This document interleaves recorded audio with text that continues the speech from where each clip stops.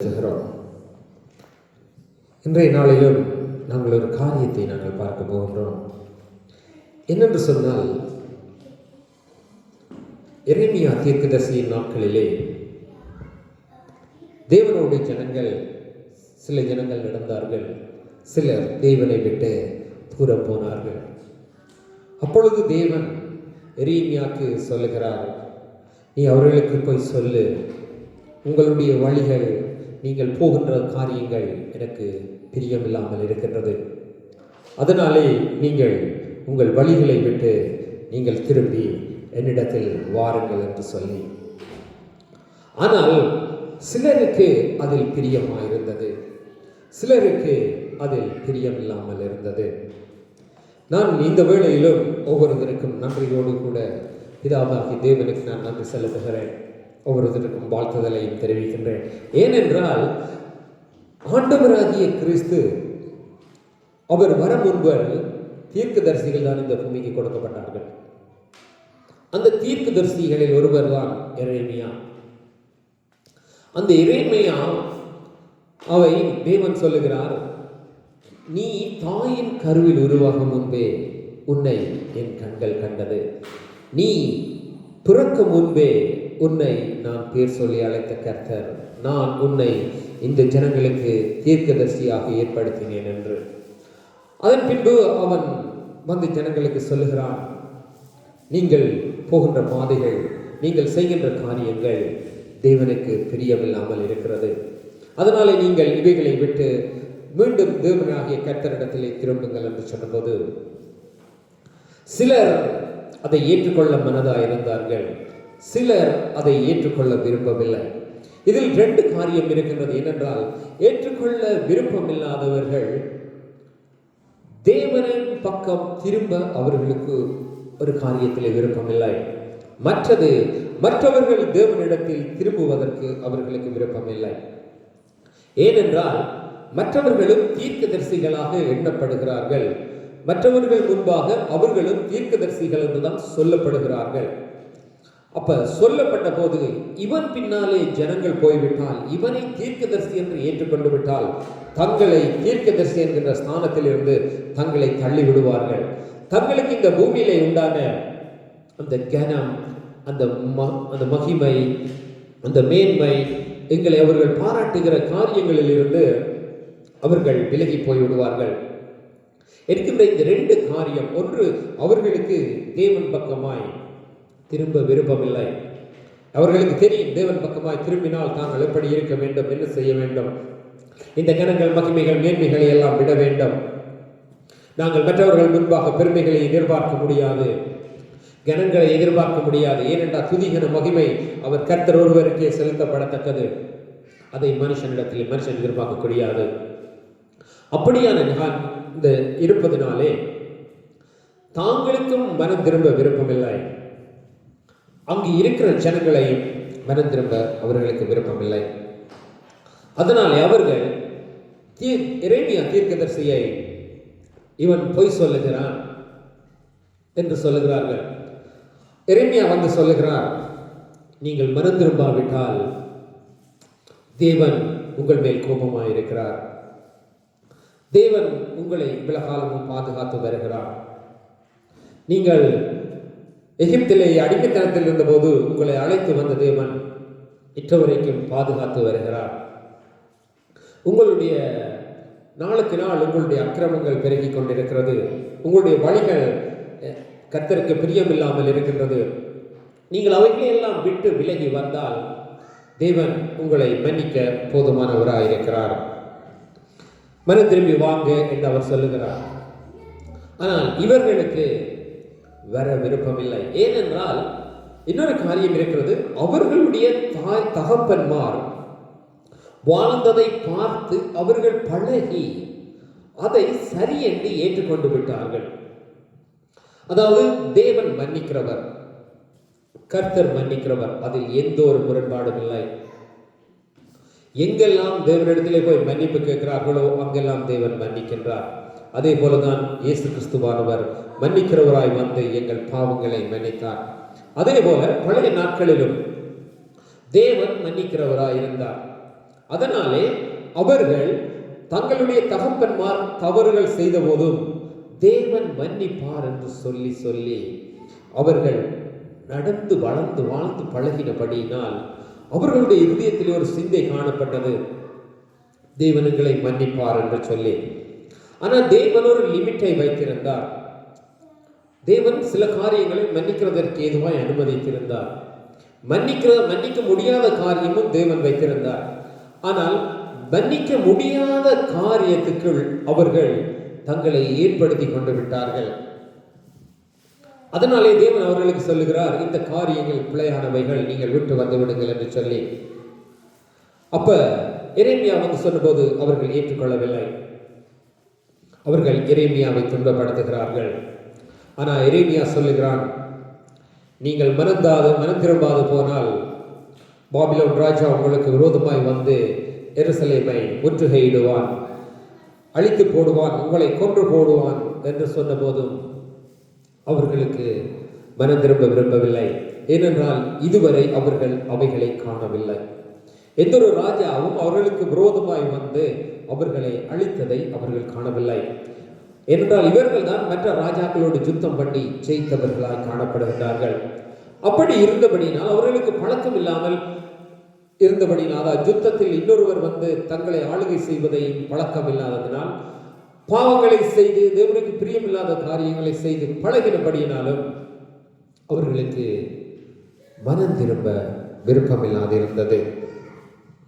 மனம் திரும்பி தேவனிடத்தில் வருகிறவர்களையும் தடை பண்ணினார்கள். நாங்கள் புதிய ஏற்பாட்டிலே மத்தேயுவிலே வாசிக்கிறோம். அதாவது தேவனிடத்திலே அவர்கள் வரும்போது அவர்கள் ஜனங்களை தடை பண்ணுகிறார்கள். தடை பண்ணும்போது அவர்கள் 2 காரியம் செய்கிறார்கள். தாங்களும் தேவனிடத்தில் வருவதில்லை, நிச்சய ஜீவனுக்குள்ளே வருவதில்லை, வருபவர்களையும் தடை பண்ணுகிறார்கள். இது தேவனுக்கு விரோதமான பகையாய் காணப்படுகிறது. தேவன் அவைகளை விரும்பாத தேவனாய் இருக்கிறார். அப்படி இருக்கும்போது எரேமியா 4வது அதிகாரம் 1வது வசனம் சொல்லுகிறது எப்படி என்றால், இஸ்ரவேலே நீ மனம் திரும்புவதற்கு மனதாயிருந்தால் என்னிடத்தில் மனம் திரும்பு என்று கர்த்தர் சொல்லுகிறார். உன் அருவருப்புகள் என் பார்வைக்கு அகற்றிவிட்டால் நீ இனி அலைந்து திரிவதில்லை. ஆண்டவர் சொல்லுகிறார், நீ செய்கின்ற அருவருப்பான காரியங்கள் உனக்கு தெரியும், அவர்களுக்கு தெரியும். ஆனாலும் தெரிந்தும் செய்கிறார்கள். தவறென்று அவர்களுக்கு தெரியும். தெரிந்தும் அவர்கள் ஏன் செய்கிறார்கள் என்றால் எங்கள் தகப்பன் மன்னிப்பார் என்று. எவ்வளவு தவறான காரியம்! பிழை என்று தெரியாமல் ஒரு சிறு பிள்ளை பிழை என்று தெரியாமல் பிழை செய்யும் போது தகப்பன் அதை மன்னிக்க போதுமானவராக இருக்கிறார். அல்லது அதை பிழை என்று தெரிந்தும் செய்யும் போது ஒரு ஏஜிலே இது பிழை நீ செய்யாதே என்று தகப்பன் சொல்லும்போது அதை விட்டுவிடும்போது தகப்பன் சந்தோஷமாக இருக்கிறார். இல்லை என்றால் அதை செய்யும் போது தகப்பன் வேதனை அடைகிறார். என் பிள்ளை வளர்ந்து கெட்டு போய்விடுவானே, அழிந்து போய்விடுவானே என்று உலக தகப்பனாகிய நாங்கள் எங்களுடைய வாழ்நாட்களிலே கவலைப்படுகிறது எங்களுக்கு தெரிந்த ஒரு காரியம். அதே போலதான் தேவனாகிய கர்த்தரும் இவர்கள் அழிந்து போய்விட போகிறார்கள், இப்பொழுது அல்ல, அல்லது இவர்கள் இப்படியே போய்விட்டால் இந்த தேசம் அழிந்துவிடும் என்று அவர்கள் மேல் இரக்கமாக இருக்கின்றபடியினால் வந்து சொல்லுகிறார், நீங்கள் உங்கள் வழிகளை விட்டு மனம் திரும்பி என்னிடத்திற்கு நீங்கள் திரும்புவீர்களானால், என்னுடைய பார்வைக்கு நீங்கள் அருவருப்பான காரியங்களை அகற்றிவிட்டால் நீங்கள் அலைந்து திரிவதில்லை. உன் நீதியோடும் உன் நியாயத்தோடும் கர்த்தருடைய ஜீவனை கொண்டு ஆணையிடுவீர்கள். புறஜாதியர்களும் அவர்களுக்குள் ஆசீர்வதிக்கப்பட்டு அவர்களுக்குள் மேன்மை பாராட்டுவார்கள். நீங்கள் வழிகளை விட்டு திரும்பும் போது, நீங்கள் என்னிடத்தில் வரும்போது, நீங்கள் என்னுடைய பேரிலே ஆணையிடும் போது, நீங்கள் ஆசீர்வதிக்கப்படும் போது, நான் உங்களோடு கூட இருக்கிறதை காணும் போது புறஜாதியர்கள் என்ன செய்வார்கள் என்று சொன்னால், உங்களை குறித்து, கர்த்தரை குறித்து மேன்மை பாராட்டுவார்கள். அப்ப தேவனிடத்திலே நாங்கள் வருவது வெரி இம்பார்ட்டன்டான காரியமா இருக்கிறது. மனம் திரும்பாவிடில் வேறே ராஜா, நான் மனம் திரும்பி வரும்போது எங்களுக்கு நன்மையான காரியங்கள் உண்டாகின்றது. நாங்கள் தேவனோடு கூட இருப்போம், அலைந்து திரிவதில்லை, அவருடைய ராட்சியத்துக்களை காணப்படுவோம், மற்றவர்களுக்கு முன்பாக தேவன் எங்களுக்கு கர்த்தராய் இருப்பார், அவர் கர்த்தராகிய ஆண்டவர் மேன்மைப்படுவார். இப்படியான காரியங்கள் காணப்படும். ஆனால் நாங்கள் அவருடைய வார்த்தைக்கு நாங்கள் கீழ்ப்படாது விட்டால், நாங்கள் அவர்கள் அலைந்து திரிவார்கள் என்று சொன்னால், அவர்களுடைய தேசத்தை விட்டு, அது அவர்கள் தேவனுக்குடைய பிள்ளைகள் என்கின்ற ஸ்தானத்தை விட்டு அவர்கள் புறக்கணிக்கப்படுவார்கள். அதுதான் ஒரு டேஞ்சரான விஷயம். இப்ப என்னன்னா, ஒரு தகப்பன் இருக்கிறார். அந்த தகப்பன் அந்த ஒரு கிராமத்திலே இருக்கிறார். அந்த தகப்பனுக்கு அந்த கிராமத்திலே இருக்கிற ஒரு கனம், மகிமை, மேன்மை உண்டு. அவருடைய பிள்ளைகள் இருக்கிறார்கள். அவருடைய பிள்ளைகளுக்கும் ஜனங்கள் அந்த காரியங்களை கொடுத்து வருகிறார்கள். அப்படி கொடுத்து வரும்போது ஒரு பிள்ளை தவறு காரியங்களை செய்கின்றான், தீய காரியங்களை செய்கின்றான். அப்ப அவைகளை பார்க்கும்போது தகப்பன் சொல்லுகிறார், நீ இப்படி செய்யாதே, இப்படி செய்யாதே என்று சொல்லி, இல்லை என்று அவன் செய்யும் போது அந்த முதல் அவனுக்கு என்ன ஸ்தானத்தை அந்த ஜனங்கள் கொடுத்தார்களோ அதை கொடுக்காமல் போகிறார். ஏனென்று சொன்னால், தகப்பனே அவனை அழைத்து புறம்பே அனுப்பி விடுகின்றார். அப்ப அந்த ஜனங்கள் பார்க்கும்போது, ஓ, தகப்பனே இவனை அனுப்பிவிட்டார், அப்ப தகப்பன் இந்த ஸ்தானத்தை இவன் இழந்து விட்டான் என்று சொல்லி, அப்படியான காரியங்கள் இஸ்ரவேலிலே உண்டு, அவருடைய வாழ்க்கை முறையிலே உண்டு. அதுதான் நாங்கள் கடவுள் என்று சொல்லுவோம். எங்களுக்கும் இஸ்ரவேலர்களுக்கும் உள்ள ஒரு வித்தியாசம். மற்ற ஜனங்கள், எல்லா ஜனங்களும் கடவுள் என்றுதான் சொல்லுவோம். இவன் நாங்கள் மட்டுமில்லை, எல்லாருமே. இப்ப இஸ்ரவேலை தவிர மற்ற எல்லாரும் கடவுள் என்றுதான் சொல்லுவார்கள். ஆனால் இஸ்ரவேலர்கள் அப்படி சொல்லுவதில்லை. இஸ்ரவேலர்கள் எப்படி சொல்லுவார்கள் என்றால், எங்கள் தேவன் ஆகிய கர்த்தர், எங்கள் தகப்பன் ஆகிய ஆண்டவர் என்று சொல்லி, அவர்கள் தகப்பன் என்று சொல்லுவார்கள் கடவுளை. அப்பா, பிதாவே என்கின்ற அந்த புத்திர சிவீகாரம் எங்களுக்கு கொடுக்கப்பட்டிருக்கிறது. அப்ப நாங்களே இரண்டாவது இடத்திலே நாங்கள் காணப்படுகிற எங்களுக்கு ஒப்புரவாக்கப்பட்ட நாங்களே அப்பா, பிதாவே என்று சொல்லி அழைக்கும் போது, சொந்த பிள்ளைகளாக இருக்கிற அவர்கள் அவரை அப்பா என்று அழைப்பது எவ்வளவு அதிக நிச்சயம். அதுதான் இஸ்ரவேலருக்குள்ளே காணப்படுகிற ஒரு பெரிய கிஃப்ட். அவர்களுக்கு தேவன் கொடுத்த ஒரு பெரிய கிஃப்ட். அதே போலதான் இன்றைக்கும் நாங்கள் அவரை அப்பா என்று கூப்பிடும் போது தேவன் எங்களோடு கூட நடந்து வருகிறவராக இருக்கிறார். அப்ப நாங்கள் அவரோடு கூட நடக்க, நாங்கள் அவரோடு கூட இருக்க, நாங்கள் அவரோடு கூட வாழ தேவன் விரும்புகிறவராக இருக்கிறார். நாங்கள் அவருக்கு கீழ்ப்படுகிறது என்பதில்ல காரியம். நாங்கள் செய்கின்ற தவறின் நிமித்தமே நாங்கள் மனம் திரும்ப வேண்டியதாக இருக்கிறது. நாங்கள் மனம் திரும்ப வேண்டியதின் அவசியம் என்ன? ஒருவன் தவறு செய்தால் தான் அந்த வழியை விட்டு திரும்பி வர வேண்டும்.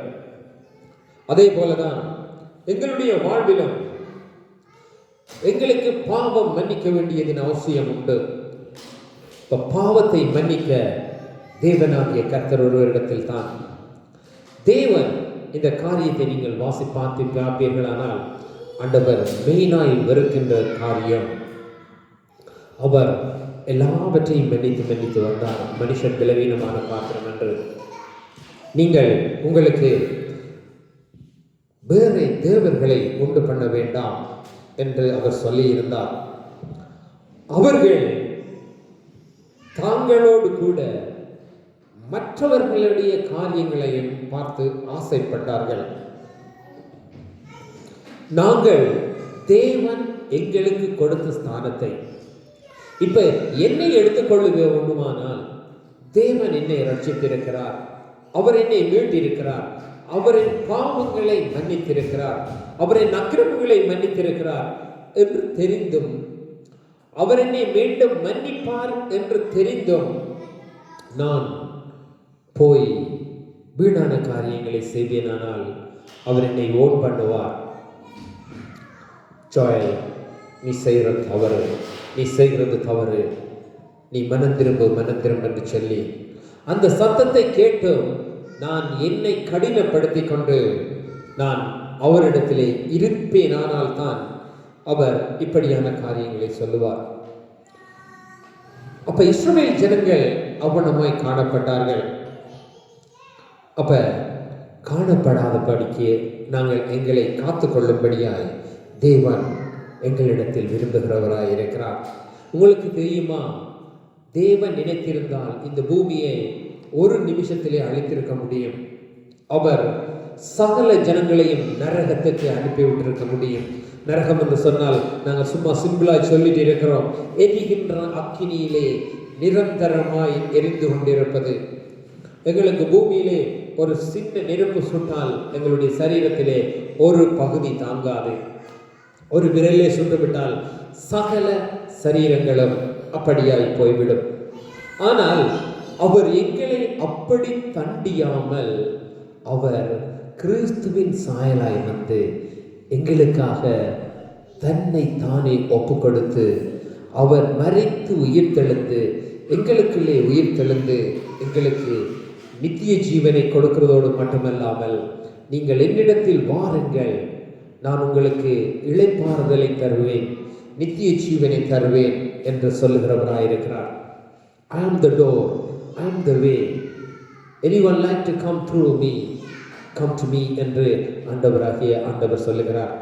அப்ப அவர் சொல்லுகிறார், வாசல் ஒன்று திறக்கப்பட்டிருக்கிறது, அந்த வாசலுக்கூடாக போய் தேவனுடைய சமூகத்திலே இருக்க விரும்புகிறவர்கள் அந்த வாசலூடாக போகலாம். இதுதான். அதே நேரம் அந்த வாசலுக்குள்ளாலே போக விருப்பம் இல்லாமல் மற்ற இடங்களிலே போய் அலைந்து திரிய விரும்புகிறவர்கள், அப்படியே போய் தடக்கப்பட்டு அக்கினிக்குள்ளே விட போகிறோம் என்கின்றவர்கள் அங்கும் போகலாம். அல்லது ஓகே, ஒரு டோர் ஒன்று திறக்கப்பட்டிருக்கிறது, அதுக்குள்ளாலே போனால் தேவனை காணலாம் என்றால் சரி, நான் போய் பார்ப்போம் என்று ஒருவன் வந்தால் அவன் கண்டடைவான். அப்ப இதில் என்னென்று சொன்னால், எங்களுடைய பார்வைக்கு நாங்கள் தெரிகின்ற காரியங்கள் எல்லாவற்றையும் விட்டு ஒரு காரியம் எங்களுக்கு கொடுக்கப்படும் போது நாங்கள் அதை நோக்கி போய் அதற்குள்ள இருவதை பெற்றுக்கொள்வதற்கு எந்த பிரச்சனையும் இல்லை. இதுக்கு எதுவுமே தடையில்லை. யாராயும் இருக்கலாம், எந்த மதத்தில் பிறந்தவர்களாக இருக்கலாம், எந்த தேசத்தில் பிறந்தவர்களாக இருக்கலாம், எந்த இனத்தில் பிறந்தவர்களாக இருக்கலாம், ஏழைகளாக இருக்கலாம், பணக்காரனாக இருக்கலாம். இந்த தேசத்தை பொறுத்தவர்களே அமெரிக்கா என்று சொன்னால் இந்திய தேசம், இலங்கை தேசத்தை பொறுத்தவரை ஒரு மேன்மையான காரியம். யூகே என்று சொன்னால் ஒரு மேன்மையான காரியம். பிரான்ஸ், இத்தாலி என்று சொல்லும்போது ஒரு மேன்மையான காரியம் எங்களுக்கு உண்டு. அதே போலவே இலங்கையிலே வாழ்கின்ற மக்களுக்குள்ளே ஒரு காரியம் உண்டு இருக்கு. ஜாதிகள். நான் இந்த ஜாதி என்றால் மேன்மை, மற்ற ஜாதிகள் தாழ்த்தப்பட்ட ஜாதிகள் பார்த்து அவர்களோ இந்த ஜாதி மேன்மை பண்ணுகிறார்கள். ஆனால் தேவனுடைய கர்த்தராகிய தேவனிடத்தில் எந்த ஜாதியும் இல்லை, எந்த மதமும் இல்லை, அந்த மேன்மையும் இல்லை, எந்த காரியமும் இல்லை. நாங்கள் எல்லாரும் ஈக்குவலாக இருக்கிறோம். அவர் பிதாவாக இருக்கிறார், நாங்கள் பிள்ளைகளாக இருக்கிறோம். அதுதான் பைபிள் சொல்லுகிறது. உனக்கு சகோதரன், எல்லாருமே சகோதரர்கள் தான். இந்த பூமியிலே எனக்கு மனைவியை தவிர மிச்ச எல்லாரும் சகோதரிகள் தான், அது பைபிள் சொல்லுகிறது. அதே போல தாய் என்று வரும்போது மற்றவர்களுடைய தாய் எனக்கு தாய், மற்றவர்களுடைய தகப்பன் எனக்கு தகப்பன். இதுதான் பைபிளின் கேட்டகரி. இதைவிட வேறு ஒன்றுமில்லை. தேவனாகிய கர்த்தர் அவர் கடவுள், அவருக்கு பிள்ளைகள் நாங்கள்.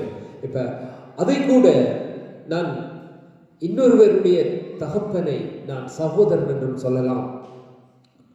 ஆனால் அது ஒரு அநாகரிகமாக இருக்கும். ஏனென்றால் அவர் வயது வித்தியாசம், அதனாலே ஒரு நாகரிகத்துக்கு ஏற்றுவாய் நாங்கள் இவைகள் நாங்கள் சொல்லிக் கொள்கிறோம். தகப்பன் அவரை நாங்கள் கனப்படுத்த வேண்டும். இப்போ ஒரு 80 வயது நிறைந்தவரை நான் போய் ஃப்ரெண்ட் மாதிரி சொல்ல முடியாது, சகோதரன் மாதிரி நான் நடத்த முடியாது, தகப்பன் மாதிரி நடத்த வேண்டும். அதனாலே தான் எங்களுக்கு இந்த பூமியிலே கிறிஸ்துவுக்குள் சகலரும் சகோதரரும் சகோதரிகளுமாய் இருக்கிறார்கள் என்று சொல்லப்படுகிறது. அதனாலே அங்கு எந்த பேதமும் இல்லை.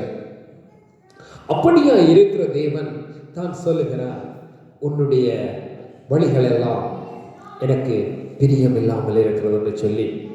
நாங்கள் தேவனிடத்திலே வரும்போது தேவன் எங்களை மிகவும் நேசிக்கிறவராக இருக்கிறார். அதனாலே தான் அவர் எங்களுக்காக தன்னுடைய ஜீவனையும் அவர் கொடுத்தார். அவர் தன்னுடைய ஜீவனை அவர் கொடுத்ததற்கான ஒரே நோக்கம் எங்களை அன்பு கூர்ந்து நாங்கள் நடக்கும்படிக்கு. அதே இடத்திலே அவர் சொல்லுகிறார், எரேமியா சொல்லுகிறார், எருசலேமே நீ ரட்சிக்கப்படும்படிக்கு உன் இருதயத்தை பொல்லாப்பற கழுவு. எங்களுடைய இருதயம் வெரி டேஞ்சர். யார் ஏற்றுக்கொள்ளாலும் ஏற்றுக்கொள்ளாவிட்டாலும் பைபிள் எப்படி சொல்லுறா, இந்த இருதயம் மகா கேடும் கிறுக்குள்ளதுமா இருக்கிறது என்று சொல்லி நாங்கள் வாசிக்கிறோம். இப்ப இந்த இருதயம் மகா கேடு உள்ளது என்று சொல்லி, அப்படித்தான் மனுஷனுடைய இருதயம். ஏன்னா கசப்பை வச்சிருக்கும், வஞ்சகத்தை வச்சிருக்கும், எரிச்சல் பொறாமையை வச்சிருக்கும், ஏற்ற நேரம் பார்த்து கக்கிவிடும். உதாரணத்துக்கு சொல்றேன்னா, ஒருத்தர் செஞ்ச காரியத்துக்கு இவனை போட்டு தள்ளணும்னு நினைச்சு கத்திய புக்கரில் வச்சுட்டு திரிஞ்சா, தனிய மாட்டினா பக்கன்னு ஒரு கிளிக் ஆகும். இதுதான் சரி போட்டு தள்ளுறதுக்கு என்று சொல்லி போட்டு தள்ளுறது தான் அந்த இருதயம். அதே மாதிரி தான் இப்போ நான் சும்மா கத்தி என்று சொன்னால் இப்போ ஆயுதத்தோட தெரியுறாங்க. ஏன் நான் சொல்லுகிறேன், இதை ஒரு ஜோக்காய் சொல்லுகிறேன் என்றால், அவ்வளவுக்கு அந்த இருதயம் இருக்கும். ஆனா அந்த இருதயம் எவ்வளவு நல்ல இருதயமாயும் இருக்க முடியும். ஒரு துரோகம் செய்கிறவனை மன்னிக்க, எதிரியை மன்னிக்க, இல்லாதவருக்கு கொடுக்க, அன்பு செலுத்த. அதான் ஆண்டவர் சொல்லுகிறார், உன்னுடைய இருதயம் எனக்கு பிரியமில்லாததாய் இருக்கிறது, உன்னுடைய இருதயம் எனக்கு பிரியமானதாய் இருக்கும்படி உன்னுடைய இருதயத்தை நீ மாற்றிக்கொள், அப்பொழுது நீ காக்கப்படுவாய், அப்பொழுது நீ மீட்கப்படுவாய் என்று சொல்லி, அதைத்தான் ஆண்டவராகிய இயேசு கிறிஸ்து வந்து சொன்னார். இஸ்ரவேல் ஜனங்களுக்கு சொல்லும்போது, உங்கள் வழிகளை எல்லாம் விட்டு நீங்கள் நடந்து பார்த்து வந்து உங்கள் பிதாக்கள் விருப்பம் இல்லாமல் செய்த அந்த வழிகளை எல்லாம் விட்டு நீங்கள் என்னிடத்தில் திரும்புங்கள் என்று சொல்லி, அவர் வந்து திரும்பும்போது ஒரு வெள்ளி பணமும் கேட்கல, நீங்க அதை தாங்க இதை தாங்க என்று ஒன்றும் கேட்கல, உங்களுடைய இருதயத்திலே எனக்கு இடம் கொடுங்கள், அப்பொழுது நீங்கள் ரட்சிக்கப்படுவீர்கள், நீங்கள் மீட்கப்படுவீர்கள், காக்கப்படுவீர்கள் என்று சொல்லி. அப்ப நாங்கள் என்ன செய்ய வேண்டும்? ஒரு மனுஷன் என்ன செய்ய வேண்டும்? இந்த ஒரு மனுஷன் பூமியிலே பிறக்கிறான், வளருகிறான், வாழுகிறான், மரிக்கிறான். இந்த மரணத்தின் பின்பு அவன் எங்கே போகின்றான்? நாங்கள் நினைக்கின்றோம் மரித்த பின்பு எல்லாம் முடிந்து விடுகிறது, இந்த மனுஷ வாழ்வு தான் மனுஷனுக்குரிய வாழ்வு என்று. இந்த வாழ்வு இப்ப சொல்ல முடியாது. திடீரென்று 20, 15 எல்லாம் போகுது. ஆக மிஞ்சி போனால் ஒரு 120 அதிகம் வாழ்கின்ற ரெக்கார்ட்ல காணப்படுகின்ற ஒரு 100 வயசு எங்களுக்கு தெரிந்தது. ஆனால் நித்திய ஜீவன் என்று சொல்லப்படுகிற, அதாவது ஆண்டவரோடு கூட வாழுகிற வாழ்வு 1000 வருஷங்கள் என்று சொல்லி, அதே போல அந்த நரகத்திலே காணப்படுகிற காரியம் 1000 வருஷம். பாருங்க, இந்த ஒரு 100 வருஷம், 60 வருஷம், 40 வருஷம், 50 வருஷம் வாழ்வதற்கு இந்த பூமியிலே நாங்கள் எவ்வளவு போராடுகிறோம். ஆனால் இந்த நாட்களிலே நாங்கள் எங்களை அந்த 1000 வருஷத்துக்கு எங்களை நாங்கள் ஆயத்தப்படுத்த, தகுதிப்படுத்த ஒரே ஒரு நாமம் தான் உண்டு, இயேசு என்கின்ற நாமம் மாத்திரம்தான். அதனாலே தான் நாங்கள் இயேசுவின் நாமத்தை சொல்லுகிறோம். ஆண்டவராகிய கிறிஸ்துவும் அதான் சொல்லுகிறார், நீ ஒவ்வொருவனுக்கு போய் சொல்லு. ஆண்டவராகிய கிறிஸ்து அதனாலே தான் தேவன் தன்னை தேவன் என்று எண்ணாமல் தான் உருவாக்கின மனுஷன் நரகத்திலே அக்கினியிலே தினம் தினம் வேகுவதற்கு பிரியப்படாமல் தன் சாயலை விட்டு பாவமான மனுஷ சாயலிலே வந்து அவர் எங்களுக்காக தன் ஜீவனை கொடுத்து எங்களை மீட்டார். ஒரு மனுஷன் பிறப்பதற்கு தாய் தேவை, தகப்பன் தேவை. ஆனால் கிறிஸ்து பிறந்ததற்கு தாய் மட்டும்தான் இந்த பூமியிலே காணப்பட்டார். ஏனென்றால் அவருக்கு தகப்பன், அதாவது இந்த மாம்சமான தகப்பன் தேவைப்படவில்லை. ஏனென்றால் நாங்கள் மத்தேயுவில் வாசிக்கும் போது நாங்கள் வாசிக்கலாம், பரிசுத்த ஆவியானவர் உன்மேல் நிழலிடும், அப்பொழுது உனக்குள் பிறக்கிறது பரிசுத்தம் எனப்படும் என்று. பரிசுத்தம் என்று சொல்லத்தக்க ஒரே ஒருவர் அவர் கடவுள் ஒருவரே. நாங்கள் மனுஷனை பரிசுத்தமாய் சொல்ல முடியாது, தீர்க்கதரிசிகளை பரிசுத்தமாய் சொல்ல முடியாது. தீர்க்கதரிசியும் ஒரு மனுஷன். தேவனுக்கு ஒப்பாய் நாங்கள் தீர்க்கதரிசிகளை சொல்லிவிட முடியாது. அதனாலே தான் அவர் தேவன் என்று காண்பிக்கும்படிக்கு, கிறிஸ்துவை கடவுள் என்று காண்பிக்கும்படிக்கு தேவ ஆவியானவர் உன்மேல் நிழலிடுவார். அப்பொழுது உனக்குள்ளே பிறக்கின்றது பரிசுத்தம் எனப்படும் என்று சொல்லப்படுகிறது. நான் இன்னொரு காரியத்தை நான் காண்பிக்க விரும்புகிறேன். அந்த 14வது வசனத்திலே இருந்து 18 மட்டும் நாங்கள் வாசித்துக் கொண்டு வருவோமானால், 18வது வசனம் சொல்லுகிறது, உன் நடக்கையும் உன் கிரியைகளுமே இவைகள் நேரிட பண்ணுகிறன, இது இத்தனை கசப்பானது, உன் இருதயம் எட்டுகிறதற்கு காரணம் பொல்லாப்பு தானே. இப்ப பாருங்க, ஆண்டவர் சொல்லுகிறார், இந்த கிரிகைகளுக்கு எல்லாம் இந்த காரணம், இவைகள் உனக்கு இந்த தவறு, அதாவது அழிவு உனக்கு வருவதற்கு காரணம் நீ செய்கின்ற காரியம். நன்மை உனக்கு வருவதற்கு காரணம் நீ செய்கின்ற காரியம். இப்ப நாங்கள் நன்மையை பெற்றுக்கொள்ளுவோமானால், நன்மை செய்வோமானால் கட்டாயம் நன்மையை பெற்றுக்கொள்ளுவோம். தீமை செய்வோமானால் கட்டாயம் நாங்கள் தீமையை பெற்றுக்கொள்ளுவோம். அப்ப நீங்கள் நன்மையை பெற்றுக்கொள்வதும் தீமையை பெற்றுக்கொள்வதும் உங்களுடைய கரத்திலே தான் இருக்கிறது என்று ஆண்டவர் சொல்லுகிறார். எங்களுடைய வாழ்விலும் அப்படித்தான், நாங்களும் அப்படித்தான். ஒருவன் நன்மை செய்தால் நாங்கள் அவனுக்கு நன்மை செய்கிறோம். ஒருவன் தீமை செய்தால் நாங்கள் தீமை செய்யாமல் விடுவது ரொம்ப ரொம்ப குறைவு. ஆனால் ஆண்டவர் சொல்லுகிறார், உனக்கு ஒருவன் தீமை செய்தால் நீ அவனுக்கு நன்மை செய்யுங்க. அதான் ஆண்டவருடைய போதனை ஸ்பெஷல். ஆண்டவராகிய இயேசு கிறிஸ்து போதித்ததை பைபிளிலே எழுதி வைத்திருக்கிற வண்ணமாய் எங்கேயும் இந்த போதனையும் இல்லை. ஏனென்றால் மற்ற இடங்கள்லாம் எதிரியை கொன்றுவிடு, எதிரியை அழித்து விடு, அப்படி என்று காணப்படுகிறது. அப்ப நன்மை செய்தால் உனக்கு நன்மை இல்லையோ? நாங்கள் ஆதியாகமத்திலே நாங்கள் வாசிக்கிறோம் 3 அதிகாரத்திலே, உனக்கு நீ தீமை செய்தால் தீமை இல்லையோ?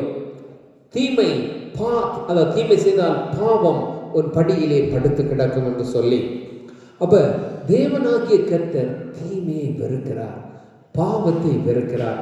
நாங்கள் பாவம் செய்யாதவர்களாய் வாழுகிறதும் தீமை செய்யாதவர்களாய் வாழுகிறதும் தேவனுக்கு மிக பெரிய காரியம். அதனாலே தான் தேவன் அதாவது இஸ்ரவேலிலே பிறந்தாலும் ஜூதருக்குள்ளே பிறந்தாலும் எங்களையும் தங்களுக்கு பிள்ளையாக ஏற்றுக்கொண்டிருக்கிறார்.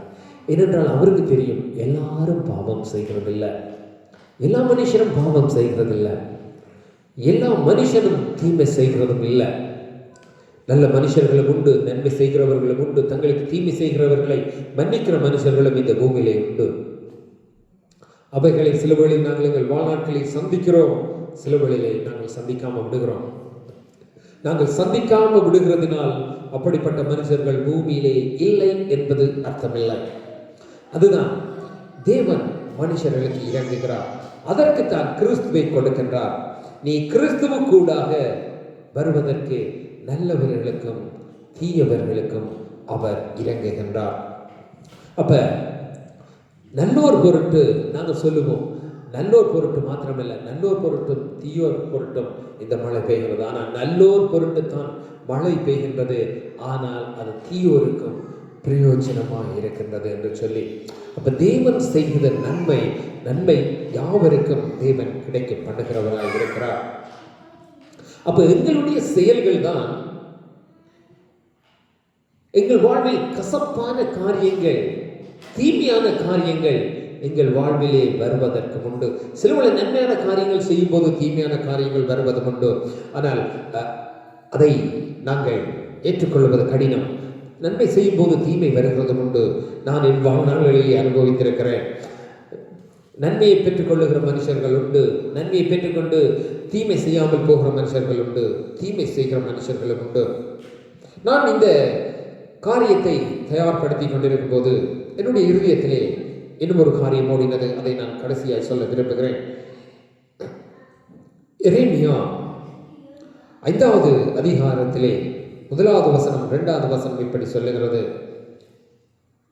நியாயம் செய்கிற மனுஷனை கண்டுபிடிப்பீர்களோ என்றும், சத்தியத்தை தேடுகிறவன் உண்டோ என்றும், எருசலேமின் தெருக்களிலே திரிந்து பார்த்து விசாரித்து அதன் வீதிகளிலே தேடுங்கள், காண்பீர்களானால் அதற்கு மன்னிப்பு தருவேன். அவர் சொல்லுகிறார், இந்த எருசலேமின் வீதிகளிலே நீங்கள் தேடி பார்த்து நன்மை செய்கிறவன் ஒருவன் உண்டானால்,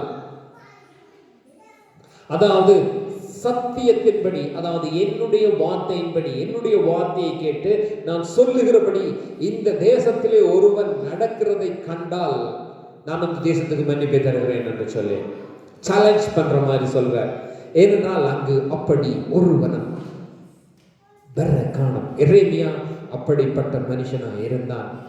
அவன் தேவன் விரும்புகிற மனுஷனாய் காணப்பட்டான். அவனை கொண்டுதான் இந்த வார்த்தைகளை அவர் சொல்லுகிறார்.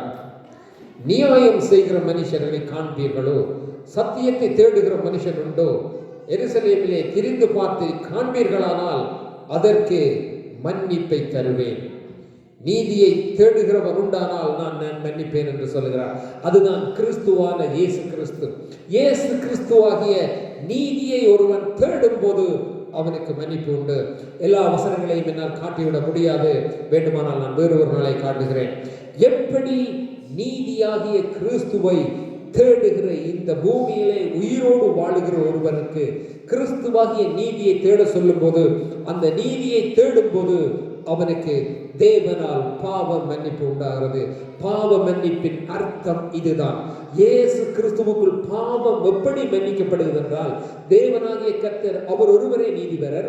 அந்த நீதிபரரே இயேசு கிறிஸ்துவாய் வந்தார். அந்த இயேசு கிறிஸ்துவை தேடும் போது உங்களுடைய பாவங்கள் உங்களுக்கு மன்னிக்கப்படுகிறது. அதாவது இயேசு கிறிஸ்துவின் சாயலை தேவன் அந்த நாட்களிலே எரேமியா கூட வெளிப்படுத்துகிறார். அவர்கள் அதற்கு கர்த்தருடைய ஜீவனை கொண்டு சொல்லுகிறோம் என்று சொல்லுகிறார்கள். ஆனாலும் பொய்யான இடுகிறார்கள், அதாவது பொய் சத்தியம் பண்ணுகிறார்கள். நாங்கள் சில காரியங்களை செய்துவிட்டு செய்வதில்லை என்று சொல்லுகிறோம். நாங்கள் சில காரியங்களை செய்துவிட்டு நாங்கள் செய்வதில்லை என்று சொல்லுகிறோம். தேவனுக்கு பிரியமில்லாத காரியங்களை செய்துவிட்டு இல்லை நாங்கள் செய்வதில்லை என்று சொல்லுகிறோம். தேவனுக்கு பிரியமில்லாததை செய்துவிட்டு நாங்கள் செய்யவில்லை என்று பொய் சத்தியம் பண்ணுகிறார்கள். இவர்கள் பொய் சத்தியம் பண்ணுகிற ஜனங்களா இருக்கிறார்கள். என்னுடைய ஜனங்கள் பொய் சத்தியம் பண்ணுங்க, என் மேலே சத்தியம் பண்ணுகிறார்கள், ஆனால் இவர்கள் பொய் சத்தியம் பண்ணுகிற ஜனங்களா இருக்கிறார்கள் என்று சொல்லி, அப்படி அவர்கள் செய்வதனால் நான் அவர்களை அறிவிருக்கிறேன் என்று சொல்கிறார். என்னே நான் பரிசுத்தர், சகலதும் என்னை குறித்து அவர்கள் அறிந்தும் அவர்கள் செய்கின்ற பொய் ஆணை என்மேல் காணப்படுகிறது என்று சொல்லி, அப்ப அந்த பொய் ஆணையை தேவன் விரும்புகிறார். மத்தேயு 23:32 சொல்லுகிறார், உங்கள் பிதாக்களின் அக்கிரமங்களின் அளவை நீங்கள் நிரப்புகிறீர்கள் என்று சொல்லி, பிதாக்களின் அக்கிரமங்கள் மத்தேயுவிலே இயேசு கிறிஸ்து வந்து சொல்லுகிறார். இது எரேமியா ஊடாக தேவன் பேசினதை நான் முதல் சொன்னேன். மத்தேயு 23:32 இயேசு கிறிஸ்து சொல்லுகிறார், அப்போஸ்தலர் 7:51 பரிசுத்த ஆவிக்கு விரோதமாய் நீங்கள் செய்கின்ற காரியங்களை ஏன் நீங்கள் செய்கிறீர்கள், உங்கள் பிதாக்களைப் போல என்று சொல்லி ஸ்தேவான் சொல்லுகிறார். அப்ப தேவன் விரும்புகிறவைகளை செய்யவும் தேவன் வெறுக்கிறவைகளை விட்டு விடுகிறது தான் சரி என்று நான் சொன்னேனே. இவைகளை நான் தயார் பண்ணி கொண்டிருக்கையிலே என்னுடைய இருதயத்திலே ஒரு காரியம் ஓடினது. நான் அவைகளை நாங்கள் மனுஷர்கள் நாங்கள் என்று சொல்லுகிறோம் என்றால் நாங்கள் செய்வது சரி, எங்களுடைய விருப்பத்தின்படி நாங்கள் செய்கிறோம். அப்படி நாங்கள் செய்கிறோம், தேவன் எங்களை மன்னிப்பார் என்று சொல்லி, அப்படி தேவன் எங்களை அல்லாது மன்னிக்காது போனாலும் தவறை நினைத்து வேதனையை நினைத்து நாங்கள் மனம் திரும்ப தயாரில்லை. தேவனுக்கு உகந்தவைகளை நாங்கள் செய்யவும் தேடவும் நாங்கள் காணா தெரியாது போறோம். சொன்னாலும் கேட்க மாட்டோம் என்று தெரிகிறோம்.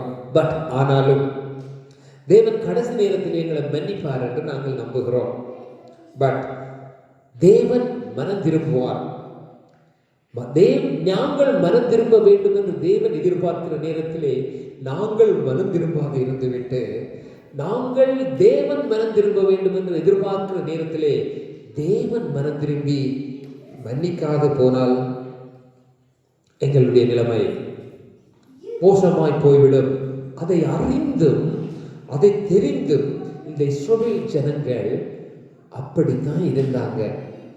அதே போல இன்றைக்கும் ஜனங்கள் காணப்படுகிறாங்க. யார்? தேவனுடைய பிள்ளைகளும் காணப்படுகிறார்கள், தேவனுடைய பிள்ளைகள் அல்லாதவர்களும் காணப்படுகிறார்கள். அதாவது நான் தேவனுடைய பிள்ளைகள் என்று சொல்லுகிறது உலகம் கிறிஸ்தவர்கள் என்று சொல்லுகிற ஜனங்களை நான் சொல்லுகிறேன். கிறிஸ்தவர்களும் அப்படி செய்கிறார்கள், கிறிஸ்தவர்கள் அல்லாதவர்களும் அப்படி செய்கிறார்கள். கிறிஸ்தவர்கள் அப்படி செய்யும் போது கிறிஸ்தவர்கள் அல்லாதவர்கள் அப்படி செய்வது நான் ஒன்றும் சொல்ல முடியாது. ஏனென்றால் இதை வாசித்து இதை அறிந்து தவறு செய்யாதே என்று சொல்லுகிறதை கேட்டவன் தன்னுடைய இருதயத்தை கடினப்படுத்தி தவறு செய்யும் போது இதை அறியாதவன் இதை தெரியாதவன் தவறு செய்வதில் பிழை அவனுக்கு தெரியாது, தெரியாமல் செய்கிறான். ஆனால் அவன் தெரியாமல் செய்கிறவன் இதை அறிந்து கொண்டு இதை வாசித்து தேவரே நீர் என்னை ஏற்றுக்கொள்ளும் என்ற போது கிறிஸ்து ஏற்றுக்கொள்ளுகிறார். அதுதான் கிறிஸ்துவுக்கு அவளாக எங்களுக்கு கொடுக்கப்பட்டிருக்கிற நீதி. அந்த கிறிஸ்துவாகிய நீதியை தேடும்போது எங்களுக்கு பாவம் மன்னிக்கப்படுகிறது. எப்படி ஆண்டவர் எரேமியாவுக்கு சொன்னது போல இந்த பூமியிலே, இந்த பட்டணத்திலே, இந்த தேசத்திலே சத்தியத்தின்படி செய்கிறவன், நீதியில் பிரியப்படுகிறவன், நீதியை தேடுகிறவன் ஒருவன் இந்த பட்டணத்திலே உண்டானால், நான் இந்த பட்டணம் முழுவதையும் நான் மன்னிக்கிறேன், அங்கே இருக்கிற ஜனங்கள் சகலரையும் மன்னிக்கிறேன் என்று சொல்லி அந்த நீதியை தேடினால் தேவன் எப்படி மன்னிக்கிறார்.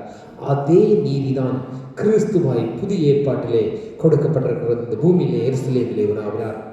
அந்த நீதியாகிய கிறிஸ்துவுக்குள்ளே நாங்கள் பிரியப்பட்டு அந்த நீதியை தேடும்போது எங்களுக்கு பாவம் மன்னிக்கப்படுகிறது, பாவ மன்னிப்பு உண்டாகிறது, தேவனுடைய பிள்ளைகளாய் மாறுகிறோம், நித்திய ஜீவனுக்குள்ளே நாங்கள் செல்கிறோம். பிதாவே, இந்த வேளையிலும் எங்களை உம்முடைய சமூகத்திலே ஒப்புக் கொடுக்கிறோம். தேவரே, எங்களை தேவ நீதிக்குள் நீர் கிறிஸ்துவுக்குள் எங்களை உட்படுத்தினபடியினால் உம்மை ஸ்தோத்திரிக்கிறோம், உமக்கு நன்றி செலுத்துகிறோம். பிதாவே, எங்களை இன்னும் கிறிஸ்துவுக்குள் இணைத்துக் கொள்ளுங்க. கிறிஸ்துவாகிய நீதிக்குள் நடக்க எங்களை பழக்குவீங்க. எங்களுடைய நீதியினால் அல்ல, கிறிஸ்துவின் நீதியினால் தான். ஆனால் நாங்கள் நன்மை தீமை எதுவென்று அறிந்து நன்மை செய்யவும் தீமையை விட்டுவிடவும் எங்களுக்கு கிருபை பாராட்டுங்க. ஒவ்வொருவரையும் உடைய சமூகத்திலே ஒப்புக் கொடுக்கிறேன். சகல துதிகன மகிமையையும் இயேசு கிறிஸ்துவின் வல்லமையுள்ள நாமத்தில் ஒப்புக் கொடுக்கிறேன் பிதாவே. ஆமென்.